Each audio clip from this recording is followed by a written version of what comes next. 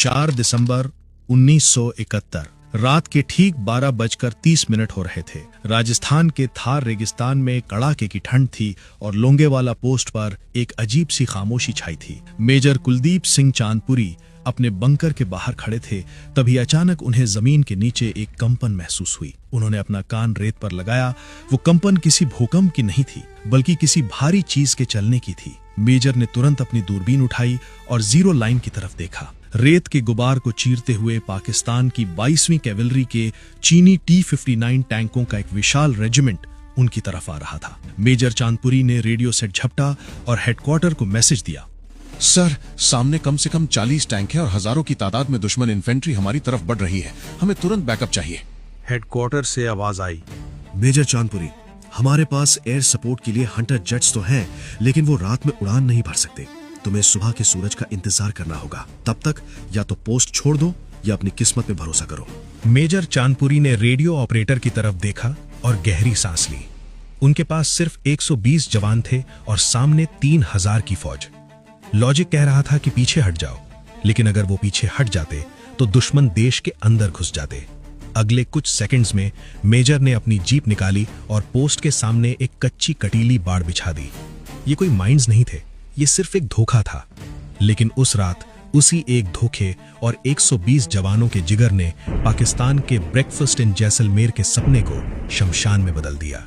यह किस्सा सिर्फ शौर्य का ही नहीं, बल्कि उस ब्लफ यानी झांसे का है जिसने 1971 की जंग का रुख मोड़ दिया।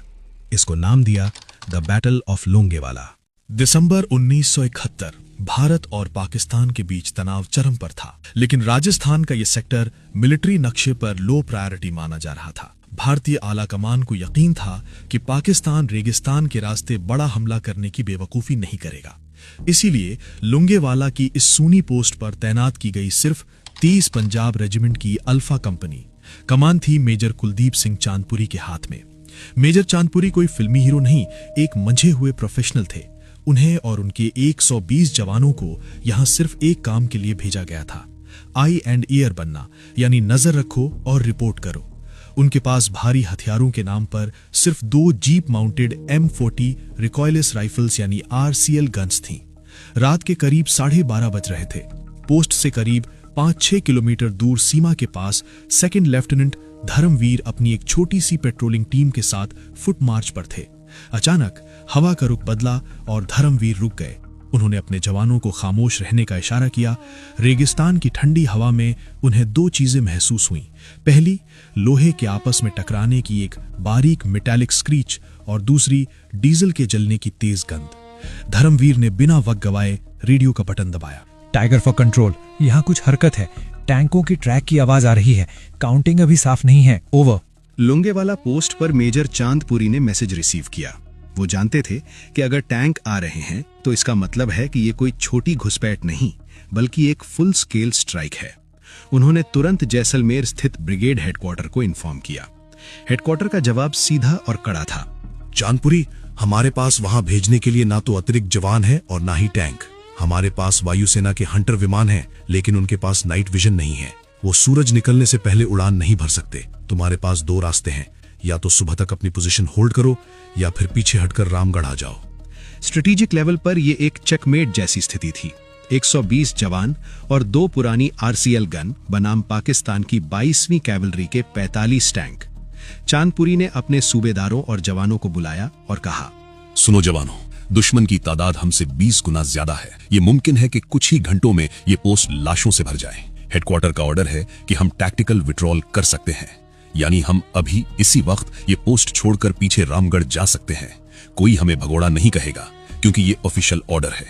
लेकिन एक बात समझ लो, अगर आज हम यहां से पीछे हटे तो कल सुबह पाकिस्तानी टैंक जैसलमेर की सड़कों पर होंगे। मैं यहां से 1 इंच पीछे नहीं हटने वाला। जिसे अपनी जान प्यारी है वो अभी जा सकता है, मैं उसे नहीं रोकूंगा। लेकिन जो यहां रुकेगा वो कल का सूरज तभी देखेगा जब दुश्मन की लाशें इस रेत में बिछ चुकी होंगी। अगर ये पोस्ट ओवररन हो गई और दुश्मन हमारे सर पे आ खड़ा हुआ तो मैं कैदी बनकर उनके सामने घुटने नहीं टेकूंगा। मैंने अपने जूते में ये लोडेड पिस्तौल रखी है, जिसमें ये आखिरी गोली मेरे अपने लिए है। और अगर इस जंग के बीच मेरे कदम पीछे हटे या मैंने तुम्हें पीछे हटने का हुक्म दिया तो तुम्हें मेरी कसम है अपनी राइफल का रुख मेरी तरफ कर देना और मुझे वहीं ढेर कर देना। मेरी लाश इस लकीर के उस पार नहीं जानी चाहिए। अगले कुछ सेकंड्स तक वहां सिर्फ हवा की आवाज थी। किसी ने नारा नहीं लगाया, किसी ने शोर नहीं मचाया। बस एक एक करके उन 120 जवानों ने अपनी राइफल्स की सेफ्टी कैच हटा दी और अपनी अपनी ट्रेंचेस की तरफ मुड़ गए। वो चुप्पी चिल्ला चिल्ला कर कह रही थी कि उस रात लोंगेवाला से कोई पीछे नहीं हटने वाला था। उस रात मेजर चांदपुरी ने सिर्फ एक बटालियन को कमांड नहीं किया था, उन्होंने 120 इंसानों को फौलाद में बदल दिया था। रेत के उन टीलों के पीछे पाकिस्तान की पूरी ब्रिगेड ये सोचकर आगे बढ़ रही थी कि रास्ता साफ है। उन्हें नहीं पता था कि सामने कोई रेजिमेंट नहीं बल्कि 120 पेशेवरों की एक सैंड वॉल खड़ी है। असली खेल अब शुरू होने वाला था, जिसे मिलिट्री इतिहास में द ग्रेट ब्लफ कहा गया। रात के 2:30 बज रहे थे। पाकिस्तानी टैंकों का काफिला लोंगेवाला पोस्ट के इतना करीब था कि मेजर चांदपुरी अपने बंकर से उनकी हेडलाइट्स देख सकते थे। दुश्मन को यकीन था कि यहां कोई भारी डिफेंस नहीं है। उनके लिए ये जैसलमेर जाने वाले रास्ते की बस एक मामूली रुकावट थी। लेकिन मेजर चांदपुरी ने एक ऐसी स्ट्रेटेजिक चाल चली जिसका जिक्र आज भी मिलिट्री एकेडमीज में किया जाता है। मेजर चांदपुरी के पास एंटी टैंक माइंस की भारी कमी थी। उन्होंने अपने जवानों को हुक्म दिया कि पोस्ट के चारों तरफ सिर्फ कटीले तार बिछा दिए जाएं। ये कोई सुरक्षा कवच नहीं था, ये बस एक साइकोलॉजिकल ब्लफ था। जैसे ही पाकिस्तान के पहले T-59 टैंक ने इन तारों को देखा, उनके कमांडर के माथे पर पसीना आ गया। मिलिट्री प्रोटोकॉल कहता है जहां कटीले तार हैं वहां माइंस पक्की हैं। पाकिस्तान की पूरी इन्फेंट्री और टैंक रेजिमेंट वहीं रुक गई। उन्होंने अपने इंजीनियर्स को बुलाया और अगले 2 घंटे उस नकली माइंस को साफ करने में बर्बाद कर दिए जो वहां थी ही नहीं। इन 2 घंटों ने लोंगेवाला की किस्मत बदल दी। इसी दौरान मेजर चांदपुरी ने अपनी दूसरी चाल चली। उन्होंने अपनी 2 RCL गन वाली जीपों को रेत के ऊंचे टीलों के पीछे छिपा दिया। RCL गन की एक सबसे बड़ी खराबी थी उसका भारी बैक ब्लास्ट, यानी जब ये गोला दागती है तो पीछे से निकलने वाली आग और धुआं गन की पोजीशन एक्सपोज कर देता है। मेजर चांदपुरी का निर्देश साफ था, एक शॉट मारो और तुरंत पोजीशन बदलो। जैसे ही पाकिस्तानी टैंकों ने आगे बढ़ने की कोशिश की, भारतीय जवानों ने सटीक निशाना साधा। अंधेरे में पाकिस्तानियों को यह समझ ही नहीं आया कि उन पर हमला कहां से हो रहा है। उन्हें लगा कि लोंगेवाला पोस्ट पर भारत की कोई बड़ी बटालियन मौजूद है। इसी बीच कुदरत ने भी भारत का साथ दिया। पाकिस्तान ने जिन भारी टैंकों पर भरोसा किया था वो यूरोपीय मैदानों के लिए बने थे। लोंगेवाला की नर्म रेत में वो टैंक धंसने लगे। जैसे जैसे ड्राइवर इंजन तेज करते, टैंक और गहरे धंसते चले गए। दुश्मन का शॉक एंड ऑ हमला अब एक ट्रैफिक जैम में बदल चुका था। सुबह होने में अब सिर्फ 3 घंटे बाकी थे। पाकिस्तान की स्ट्रैटेजी फेल हो रही थी, लेकिन खतरा टला नहीं था। उनके पास अभी भी हजारों की तादाद में पैदल सेना थी जो किसी भी वक्त पोस्ट को घेर सकती थी। चांदपुरी के 120 जवान थक चुके थे, गोलियां कम हो रही थीं और सूरज निकलने में अभी भी वक्त था। सारा दारोमदार अब एक ही चीज पर था, क्या भारतीय वायुसेना के हंटर जेट्स समय पर पहुंच पाएंगे? 5 दिसंबर की सुबह लोंगेवाला पोस्ट पर मेजर चांदपुरी और उनके जवानों के लिए पिछले 8 घंटे किसी सदी से कम नहीं थे।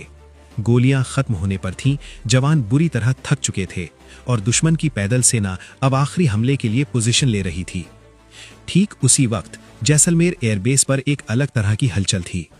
एयरबेस पर IAF की 122 स्क्वाड्रन के विमान खड़े थे। इनके कमांडर थे विंग कमांडर MS बावा। लोंगेवाला से आई कॉल का इंतजार वो पूरी रात से कर रहे थे। सुबह की पहली किरण के साथ ही 2 हंटर विमानों ने उड़ान भरी। इन विमानों की एक बड़ी स्ट्रेटेजिक कमी थी, इनके पास कोई रडार या आधुनिक नेविगेशन नहीं था। पायलटों को अपनी आंखों से दुश्मन को ढूंढना था। पायलट को जो दिखा वो किसी टारगेट प्रैक्टिस जैसा था। पाकिस्तान के 40 से ज्यादा टैंक लोंगेवाला की उस नर्म रेत में फंसे हुए थे। वो न आगे जा सकते थे न पीछे। मिलिट्री की भाषा में इसे कहते हैं सिटिंग डक्स। यहां पाकिस्तान की सबसे बड़ी स्ट्रेटेजिक गलती सामने आई। उन्होंने इतना बड़ा हमला तो किया, लेकिन अपने टैंकों को हवाई सुरक्षा नहीं दी। उन्हें लगा था कि वो सुबह होने से पहले लोंगेवाला फतह कर लेंगे। सुबह 7:30 बजे पहली स्ट्राइक हुई। हंटर जेट्स ने अपनी 30 mm एडन कैनन्स और T-10 रॉकेट से आग उगलनी शुरू की। रेगिस्तान में टैंकों के पास छिपने की कोई जगह नहीं थी। जैसे ही एक टैंक फटता, उसका काला धुआं दूसरे टैंकों की पोजीशन बता देता। पायलटों ने बारी बारी से सॉटीज की, एक जाता दूसरा आता। दोपहर होते होते लोंगेवाला का नजारा बदल चुका था। पाकिस्तान की 22वीं कैवलरी रेजिमेंट का गर्व, उनके T-59 टैंक्स अब जलते हुए लोहे के ढेर थे। पाकिस्तानी सेना में भगदड़ मच गई। जो टैंक सही सलामत थे, उनके चालक उन्हें वहीं छोड़कर पैदल ही सीमा की तरफ भागने लगे। शाम होते होते जंग खत्म हो चुकी थी। पाकिस्तान की 18वीं डिवीजन पूरी तरह तबाह हो गई थी। जब मेजर चांदपुरी और उनके जवान अपनी ट्रेंचेस से बाहर निकले तो उनके सामने एक कब्रिस्तान था, दुश्मन की स्ट्रैटेजी और उनके अहंकार का कब्रिस्तान। भारत के 120 जवानों ने दुनिया को बता दिया था कि युद्ध सिर्फ हथियारों से नहीं, बल्कि सही समय पर सही फैसले और स्ट्रेटेजिक ब्लफ से भी जीता जा सकता है। आज भी लोंगेवाला की उस रेत में वो पाकिस्तानी टैंक वहीं खड़े हैं, इस बात की गवाही देने के लिए कि उस रात क्या हुआ था। जंग खत्म हो चुकी थी। लोंगेवाला की वो तपती रेत अब ठंडी पड़ रही थी, लेकिन जो निशान वहां छूट गए थे, उन्होंने इतिहास की दिशा बदल दी। दुनिया के मिलिट्री एक्सपर्ट्स आज भी इस बात पर सर खुजलाते हैं कि सिर्फ 120 जवानों ने 3000 की फौज और 45 टैंकों को कैसे रोक लिया। इसका जवाब बहादुरी तो है ही, लेकिन उससे बड़ा जवाब है इरादा। लोंगेवाला की यह जीत सिर्फ एक पोस्ट को बचाने की कहानी नहीं थी, ये जैसलमेर को बचाने की कहानी थी, ये जोधपुर को बचाने की कहानी थी। अगर उस रात मेजर चांदपुरी की कंपनी पीछे हट जाती तो पाकिस्तान का ब्रेकफास्ट इन जैसलमेर का सपना सच हो जाता। भारत का पश्चिमी मोर्चा ढह जाता और शायद 1971 की जंग का नतीजा कुछ और ही होता। इस जीत ने पाकिस्तान का वो तुरुप का पत्ता छीन लिया जिसे वो समझौते की मेज पर इस्तेमाल करना चाहता था। लोंगेवाला की हार ने पाकिस्तानी सेना की कमर तोड़ दी। इसके ठीक 11 दिन बाद ढाका में 93,000 पाकिस्तानी सैनिकों ने सरेंडर किया और दुनिया के नक्शे पर एक नया देश उभरा, बांग्लादेश। भारत ने उस रात लोंगेवाला पोस्ट पर अपने सिर्फ 2 जाबाज खोए। वहीं पाकिस्तान के 200 से ज्यादा जवान और 34 से ज्यादा टैंक उसी रेत में दफन हो गए। आज भी जब आप थार रेगिस्तान की उन खामोश रातों में लोंगेवाला से गुजरेंगे तो आपको रेत के टीलों के पीछे से वो लोहे की रगड़ और इंजनों की गूंज सुनाई देगी।